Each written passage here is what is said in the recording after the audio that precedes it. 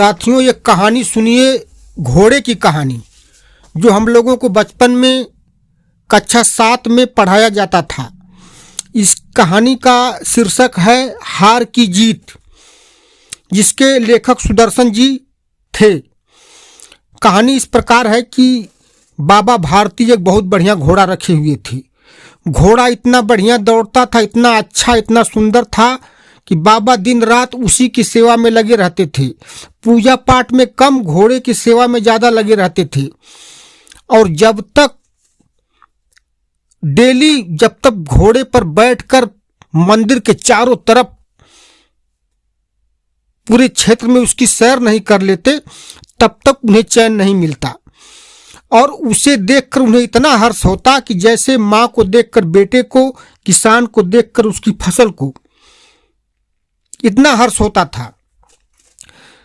लेकिन यह बात चारों तरफ फैल चुकी, बाबा भारती का घोड़ा बहुत अच्छा घोड़ा, बहुत सुंदर, बहुत शानदार घोड़ा, इस बात को लेकर चारों तरफ वो घोड़ा प्रसिद्ध था। लेकिन उसी इलाके में एक डाकू रहता था, खड़क सिंह डाकू।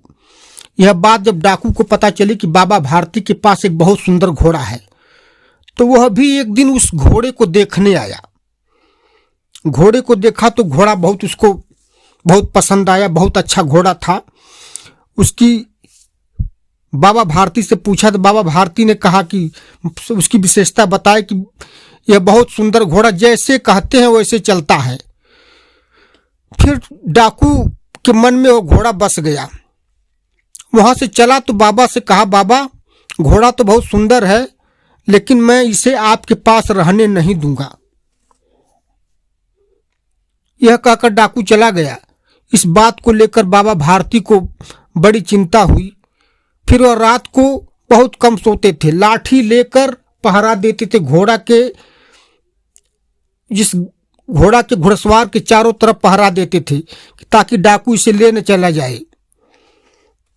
लेकिन धीरे धीरे कुछ दिन बीत गए, खड़क सिंह का कोई अता पता नहीं चला।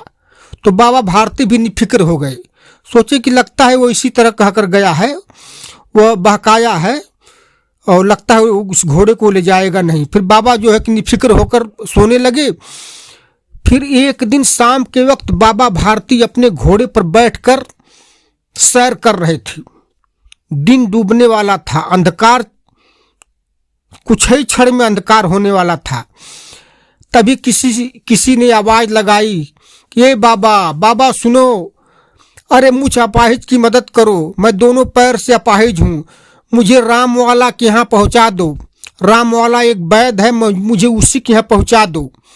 फिर क्या, बाबा घोड़ा मोड़ते हैं और उसके तरफ जाते हैं तो देखते हैं कि एक आदमी नीचे गिरा हुआ है और दोनों पैर से अपाहिज मालूम पड़ता है। फिर बाबा ने उसे घोड़ा रोक कर उसका हाथ पकड़कर उसे घोड़े पर आगे बिठा लिए। फिर धीरे धीरे घोड़ा को लेकर जाने लगे। लेकिन कुछ ही देर के बाद देखते हैं कि वो कोई और नहीं, वो खड़क सिंह डाकू था। मारा एक झटके में बाबा के हाथ से घोड़े की राश छूट गई। बाबा पैदल थे, उसे पीठ पर बैठाए हुए थे। फिर घोड़ा लेकर चल दिया। कहा बाबा ने देखा कि ये तो खड़क सिंह डाकू है। जब घोड़ा लेकर जाने लगा तो बाबा ने एक ही बात उससे बोले कि ठीक है खड़क सिंह, जा तो रहे हो, लेकिन यह बात किसी से बताना मत कि मैं इस प्रकार बाबा भारती से घोड़ा ले लिया, नहीं तो लोग अपाहिजों पर विश्वास करना छोड़ देंगे। यह बात खड़क सिंह के कानों में गूंजी। बाबा ने ऐसी बात बोल दिया कि लोग अपाहिजों पर विश्वास करना छोड़ देंगे। फिर घोड़ा लेकर वह चला गया। बाबा भारती मायूस मन से अपनी कुटिया पर आते हैं। डेली तो पहरा देते थे, लेकिन आज निफिक्र अपना सो रहे थे। अब किस चीज का डर था, घोड़ा था, चला गया। रोज सुबह उठकर घोड़े को भूसा दाना डालते थे, लेकिन आज ज्यादा देरी तक सोते रह गए। सुबह उठे तो अपने घोड़े की घुड़सवार की तरफ जाए। जब वहाँ पहुँचे तो देखे कि सोचे कि अब क्या, बड़ा सुनसान है, घोड़ा है नहीं। जिस जिस झोपड़ी में घोड़ा बांधा जाता था उस अंदर पहुँचे। जब अंदर पहुँचे तो देखे तो उनकी आंखें फटी की फटी रह गई। क्या देखते हैं कि घोड़ा उनका बंधा हुआ था।